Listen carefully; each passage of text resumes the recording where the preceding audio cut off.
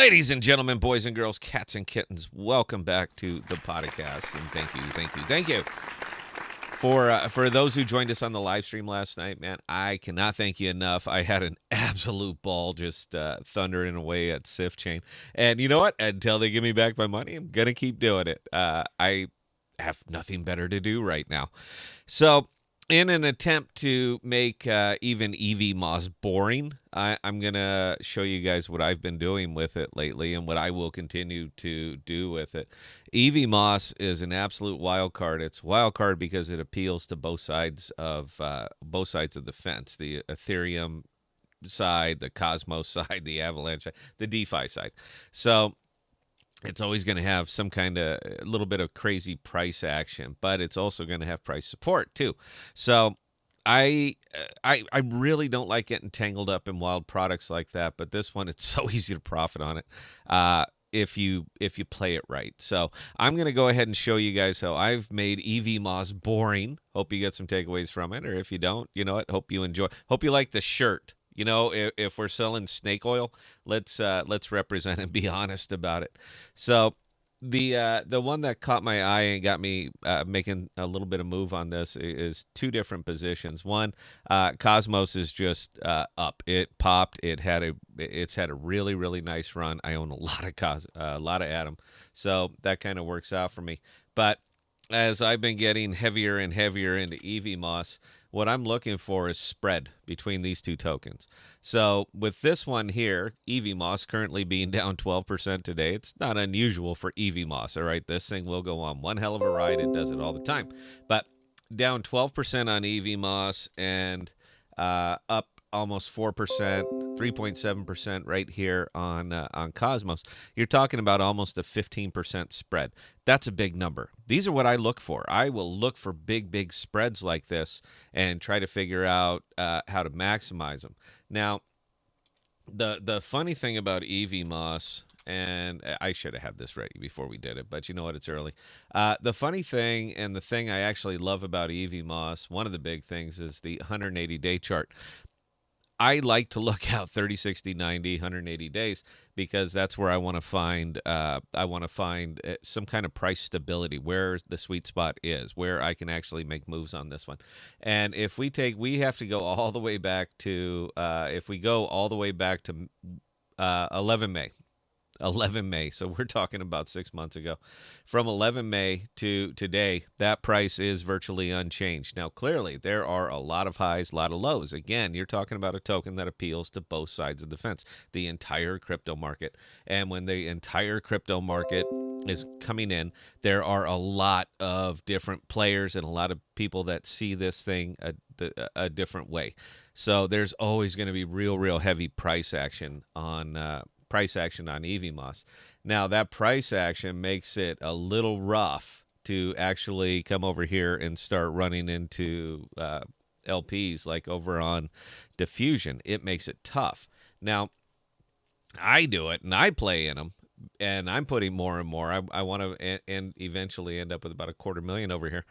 The reason that I do it is because my risk tolerance is high, and the more bearish the market, the more aggressive I get. But I'm also not going to put all of my eggs in one basket, so I want to spread it around. The nifty thing for me about EVMOS is I really don't pay for it. Nothing. It's no money out of my pocket. There is no explicit cost to me buying EVMOS, so I just take advantage of situations as they present themselves, like today.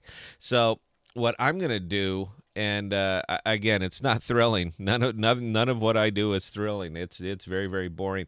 But because I'm getting so much buying power out of Atom right now versus EVMOS, I have got to get some more EVMOS up and get it working. Now, with the crazy price variance of this one, I cannot take all of the IL risk on I just can't do it. But fortunately, EVMOS makes it very easy to stake at 153%. So let's just move a little bit, and then we'll do the math, and I'll show you why. So I'm just going to swap some straight Atom, and I'm going to swap it for EVMOS, again, because of a 15% price variance between these things over the last 24 hours. I'm effectively getting 15% more EVMOS for the same amount of Atom. So that's it, man. That's a sweet spot for me. So Adam's about $12. Let's see, 150. That's way too much. Let's do 80. We'll do 80. 80, Adam. So approximately 1,028. So we're just gonna take it straight up, make the swap because again, I'm getting about 15% extra on this little swap right here based on the market today. Not saying what it's going to be tomorrow, but based on the market today, I'm getting an extra 15%. EVMOS making that purchase. I do not want to move all of that over to diffusion. I'm going baby steps, and there's another strategy that I use to get my money over to there. But at 153%, which is precisely what I can stake this at, it makes sense for me to stake it straight out. So we're just going to go ahead and withdraw it. We got to bridge it here, guys. So give me just a second. Let me make sure I have this right. So we are going from osmosis to my IBC address. And we got there 494. So we'll just do 490. And we're going to transfer them. So we're moving them off from osmosis and we're moving them on to Kepler. Once I get them on Kepler, I can stake them directly, again, at 153%. I'll do the math for you because I like 153%. I'll take that on virtually on any solid product, not some of these crazy meme coin runaway things. I don't really dabble in those too much. If that's your kick, good, man. Crypto has got something for everybody, but it's not really something that I dig into. So again, if that's your thing, that's your thing. It's just it's not for me. So I'm kind of waiting for that to either go poof or for it to show up over here. There we go. It went poof, and now it's going to show up over here in my Kepler wallet. So we got the extra 490, whatever I just moved. So now we're just going to stake it directly. I use the Jackal validator because I want to support Jackal. Big fan. The chain's going to be going live today, part 2. So Jackal live part 2. I want to support them. And because of that, I delegate my Jackal over to him. But it's this number right there, guys. You see that 153.74?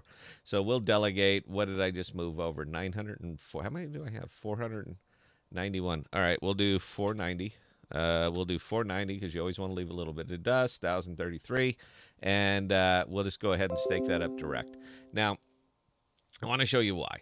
And calculator is a real good thing for me to use to show you why. It's 1,033. It is not a pile of money, but let me show you why. So we're going to take $1,033. We're going to multiply that by 1.53, which is 153%, and that's going to give us our yearly return on that, all things being equal. Now, this is not going to last. 153 is not going to be there for a real long time. So we have to turn that APR into an APY, but that's what we'd make a year on that $1,000 at 153%. We're going to divide that by $365 to show us our daily return of $4-ish. So we're getting about an extra, almost 2 extra EVMOS per day. So we're going to turn that APR into an APY by just restaking it. And that's it. So once I have my initial purchase in on this thing, which I got 15% more of, then we're going to go ahead and just let it chew away and do its thing. Again, boring. There is a reason. Well, there's a lot of reasons this channel is small, but we are not exciting. That's really where it comes down to, because I will take an exciting product like EVMOS and I will find a way to make it boring. But it will also be steadily profitable. I don't care what the price is tomorrow. I don't care what the price is next week. The price of these products that I buy are irrelevant until I cash them in. So that's why I can morally be very casual about taking a 30, 60, 90-day view on this, because I don't plan on cashing in the next 30, 60, or 90 days. For me, it's all about tokens. It's all about accumulation. As the market gets more bearish, my risk tolerance gets wider, and I go into pure accumulation mode.